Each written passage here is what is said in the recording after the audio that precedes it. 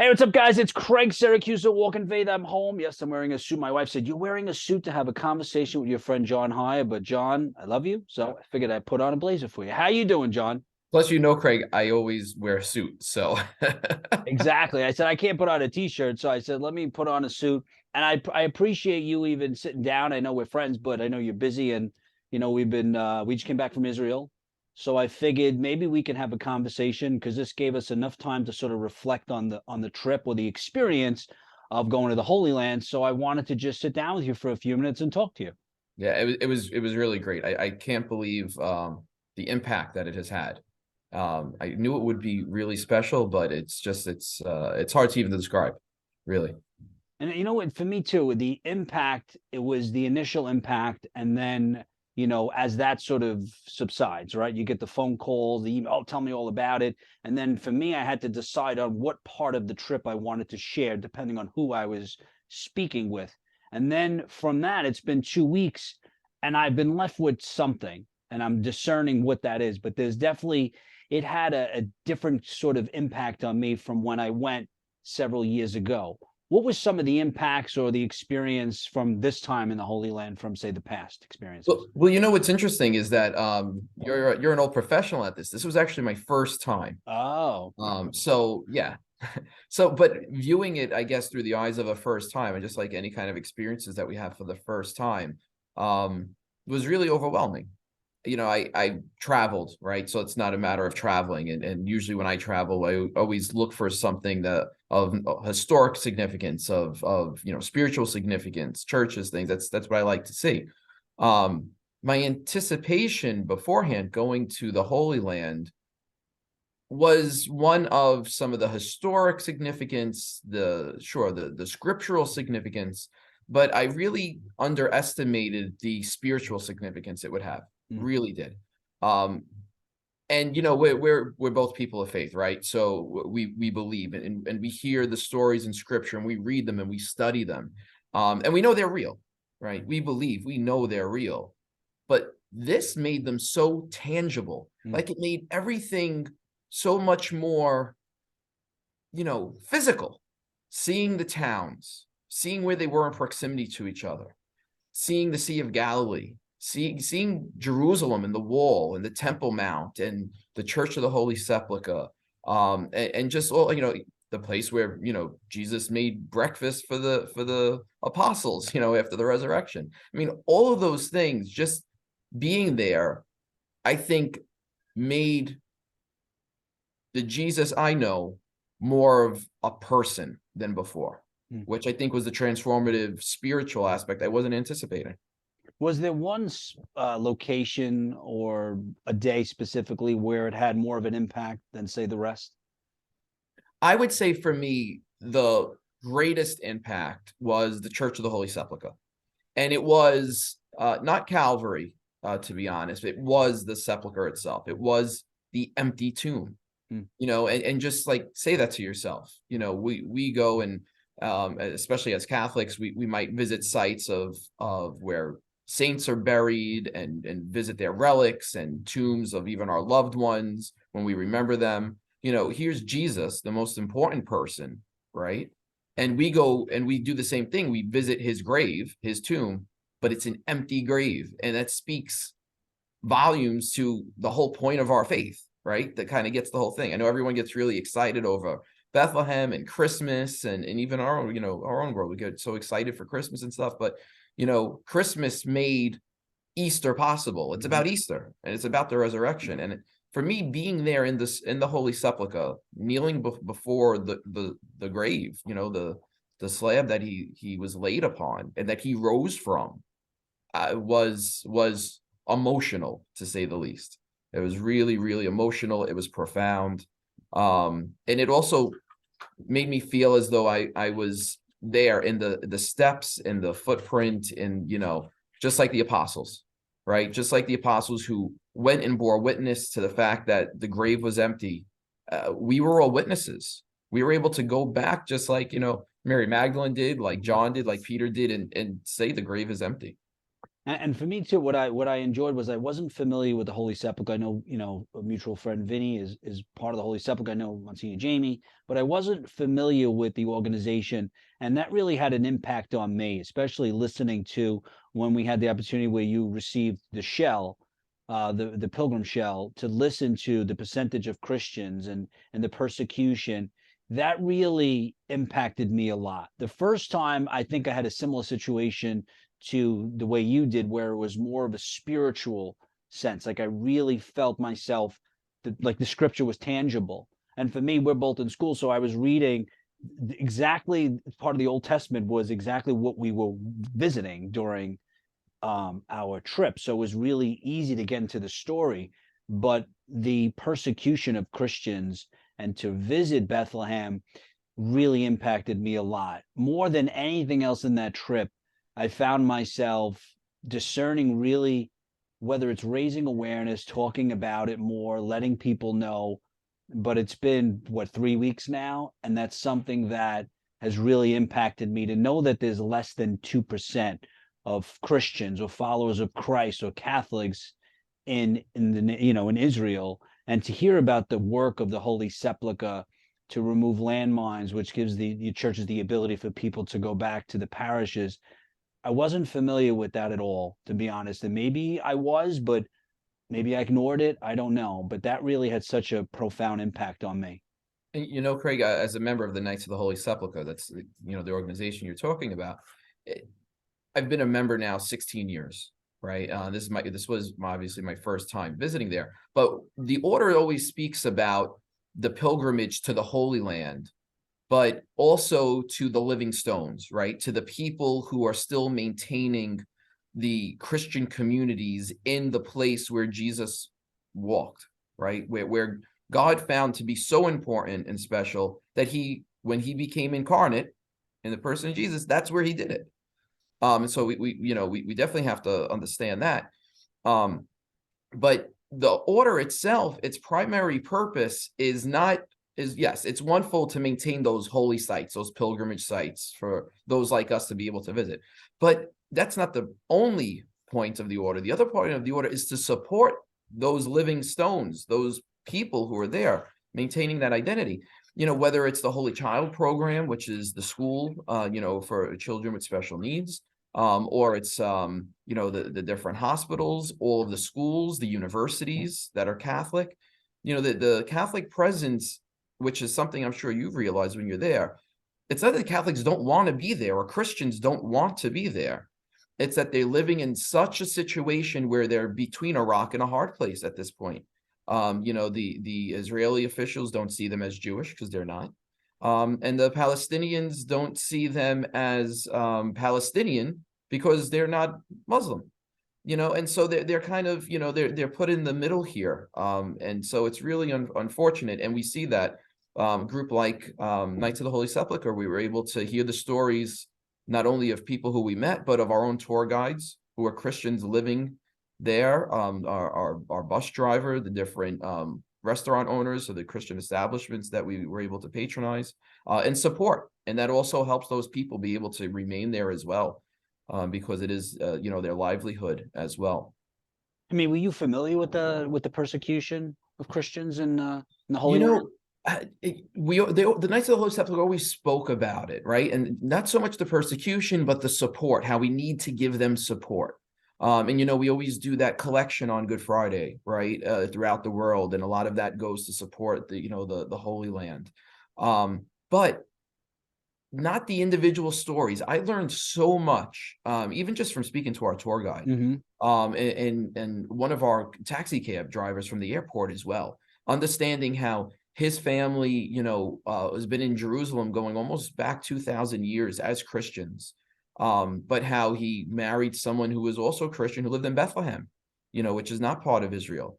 And how, even though he needs to live in Jerusalem to work, she can't come to visit him or be with him or live with him because she's Palestinian. And his kids can't either at this point because they were obviously born where their mom is there. So, that kind of opened my eyes a little bit. And also understanding how the Christians there, and whether it's Palestine or in Israel, they have to pay for their own education. There is no, free Christian education. There is free Muslim and free Jewish education, but there's no free education that's not Muslim or Jewish. And so therefore, if you're Christian and you want to maintain your Christian identity and beliefs and culture, you have to go to a private school and you have to pay for that. And that's costly, especially for a group of people who are already a minority, who it's hard for them to find jobs. So now it's hard for you to find a job. You have to pay for education. Many of the Christian communities are not allowed to expand, within those borders. So sometimes it's hard to find housing. These are stories I've never heard. I've never, yeah. And it makes you say to yourself, well, this is why, at the most, the Christian community there, the families, they told us they're only having 1 or 2 children, because they can't afford the education. They want to educate their children. There's no place for them to live within the community. They'd all have to live in the same apartment otherwise. And, that's not a conducive way to be able to educate and raise the children. So it's a sad situation, I feel. And so it was great meeting those people and listening to their stories. And I think you're right. I feel like we're responsible to tell their story, and give them a lot more credit than they're given for maintaining the presence there and being so tied to, again, to the Holy Land, the place where Jesus, lived and worked and died and rose. Yeah, no, I agree. I mean, that really had an impact on me. When like I said, when I would tell the story, I told it yesterday, and everyone had the same reaction. They had no idea, and I showed them pictures when we were in Bethlehem of the walls, and told them the story about they needed a permit to leave and how difficult and challenging it was to get a permit. And they couldn't believe it. I mean, not one person knew the story. And what I started to reflect on is, I have a friend of mine, I always talk about Jason Jones, who I think you met. He travels around the world, and he focuses on persecuted Christians. And when he tells me stories, there's stories that I can't relate to them, because of where we live in the United States. And I said, well, that, I can listen and I can sympathize and have empathy, but I can't relate to that story. But when I went to Bethlehem and we were there and I saw the persecution, I could relate to that in the sense, because it just was something that I can see how within this country, certain things, if we, talk about our faith openly, especially social media, sometimes, people will persecute us or will be canceled or whatever word you want to use. So we don't feel free to speak openly about our faith. And just seeing that, and I related to that, my experience in Bethlehem, it really upset me, because I don't want to see that happen in this country or in any country where we have to be afraid to speak openly about our faith or proclaim the gospel, because we'll be persecuted or canceled or whatever word you want to use. And like I said, it really had a big effect or strong effect on me emotionally, spiritually, personally. It was really profound, and I don't know how many people know this either, and we just heard right from their mouth. So one of the people who lived there, who we were with, right, was telling us that his family had been there many generations. He was Christian, lives in Jerusalem, so therefore he's an Israeli citizen, right, technically, except because he's not Jewish, he's not allowed to even have a passport. And so, as an American, we kind of take these things for granted. Oh, if you're born in a place, you're a citizen and you're given all of these rights, and we know in our own history that wasn't always true, but we kind of feel like everyone is working towards those ends. But that wasn't true where we were. If you're a Christian, and even though you've lived in a place for generations, doesn't mean that you now have equal rights, to be able to do everything that everyone else does. So that was really eye-opening. And especially on our end, we always have to be careful and make sure we don't, repeat the sins of the past, whether it's, things that happened in Germany, right, to the Jewish people, or things that happened here in the United States to the African Americans, or even, to Muslims, first coming into the country. But we see that happening right now still in other parts of the world that are not so far distant, to be honest. And that was eye-opening, and them happening to Christians and to other people. I would say, though, that I feel like not the persecution part, but because there's such a high stake in being a Christian there in the Holy Land, I feel like the people were very much in touch with their identity, but also their faith. The people who I spoke to who spoke about their faith spoke with such great faith conviction. It Hmm. wasn't a cultural thing, like we're culturally Christian. Yes. Or, or yeah, we don't really go to mass or anything, but we're Christian. No, they were really, I mean, 2 feet in, because I guess it's just such a high, high stakes are involved. I guess life would be easier if they weren't on one side or the other, depending on where they lived. But because they weren't, it means so much. It's the faith that means so much to them, not just kind of the culture of Christianity. So there's also a lesson to be learned there too. I think that we could take back not only their persecution, but their faith and how deep and rich it is, and how they're willing to suffer because of it. No, I agree. Because it's No, that is a for great point. us. I mean, because in this country, would we, and like you said, that there's a lot of cultural Christians, where it's part of their tradition to go to church, and they don't really have a relationship with Christ. Would they endure? Would they lose a job? Would they register? Would they live in a town where they can't leave in order to proclaim the gospel, in order to, go to mass or worship? Would they do that? I don't know. I mean, I don't know. I Yeah. can't answer that. And there's also the whole idea, and a lot of what we're talking about, Craig, we know really also comes out of fear, right? So fear, whether it's a fear of further persecution from one group or another, so then that makes that group kind of, impose things, or just fear of just safety and security. I mean, let's be honest, and just take a look. Look what happened to us on our way there. We were grounded because I of a didn't even bomb mention threat. that. Yeah, we were grounded because of What a bomb happened, John? threat. Tell us what Yeah, happened on the way no. to Israel. I didn't really tell many people. Don't tell us. No, so on our way, on our flight going over, we're supposed to do New York, Munich, Tel Aviv, and what was it? A little bit more than halfway through our flight, the lights came on, and they told us to prepare for our landing in Paris. At least it wasn't So the water. no, that's true. At least it was, yeah, exactly. Well, and I kiddingly made a joke. I said, at least our final destination was Jerusalem, not the new and eternal Jerusalem, right? It could have been much worse. But we did have a bomb threat, and those kind of things are scary in our reality. And one of those things that I think we learned during the pandemic is, we have to have faith over fear, because sometimes fear, does make us do things that, aren't always the best, or aren't as open as we know the love of God to be. But sometimes we are forced into those situations. So, I think that's part of what I learned there as well.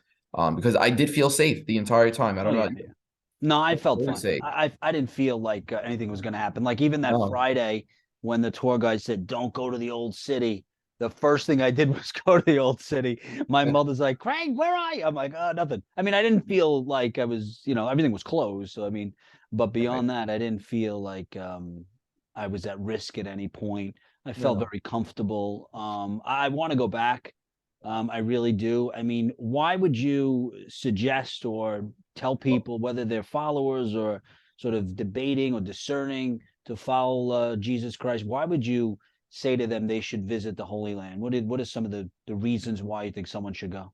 well, one thing I would definitely say, you like myself, after coming back from such a trip, I'm just itching to bring back my wife, my kids, Oh yeah. everyone I know, quite honestly. Because it's like that thing, like you go, you see a really great movie or Yep. you read a great book, and you immediately run out, or after you put down the book, the first person you see, you start telling all about this. Like, you have to read this book, you have to see this movie. I've been telling people, listen, I know you have all these places you probably want to go in your life, but think about the place you hear about every Sunday of your life, you know, and actually you get a chance to go. I mean, we take it for granted because we hear about it every Sunday or because we've studied it in school. But to go there, is just such a great experience. So I have been trying to encourage as many people as possible that it should be on your bucket list, a definite thing that you have to do. I would say, if you're thinking about it, do it. And you know what? You don't even have to be the 2 foot in the door Christian. I'm going to be honest with you. You don't have to be. But in fact, quite honestly, you don't even have to be a Christian, I think, to appreciate it. Yeah. Because the experience was so threefold. It was archaeological, historical, it was scriptural, spiritual, and it was at the same time anthropological and just kind of another worldview that I think anyone can get something from. But I think more than that, for the believer or even the person who is working on his belief. Listen, I came back and I actually having a conversation with Andy, one of our kind of church elders. I said to Andy, I said, Andy, you know, they always talk about you growing in your faith and it being a journey. Mm-hmm. And I'm the type that's kind of an absolute, it's like, all right, I got it. All right, I got it. Going on this trip made me realize, yeah, I got it, but I don't have it all. No. There's so many layers to the onion that things that I thought I had already unpeeled and revealed, I found had so many more layers. Mm-hmm. And it opened up the scripture so much more. Now, when I hear things and I read the scripture or read things about Jesus, I have so much more context to put it in, whether it be the kind of trees or the shape of the Sea of Galilee or the people or the food or the distance between one spot to the other. It's just, it's so enriching. It's so tangible. It's so enriching that it's like I don't understand how you could go on without visiting it. No, I Now, agree. it's not the kind of thing like you need to have faith, right?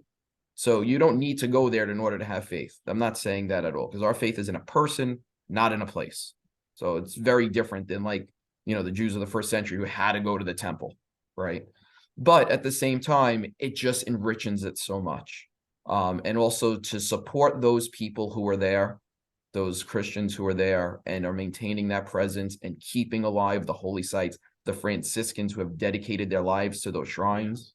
I mean, right? If it wasn't for them, Craig, who, Oh, I who know. would My do mother that? said yesterday we should have some of the Franciscans in the Brooklyn diocese, maybe working at the churches. I said, I'll make a call, ma. Like, Yeah, I mean, no, they were great. I mean, yeah. one of the best stories is we're in the Church of the Holy Sepulchre, right? And for the first time in centuries now, they're able to do some renovations because they brokered that peace deal in trying to keep the sepulchre, the tomb itself up. So now they're doing further renovations. The Franciscans were telling us for the last 700 years, they've lived inside the church, just like the monks of the Oh my Armenians, the God. Greeks, and everything. But none of their living quarters have windows. Oh They my haven't God. had a window in 700 years. And because of the renovations now, they're giving them some windows so that they have some ventilation in where their rooms are and their Oh my bedrooms and their living quarters. I mean, talk about dedication.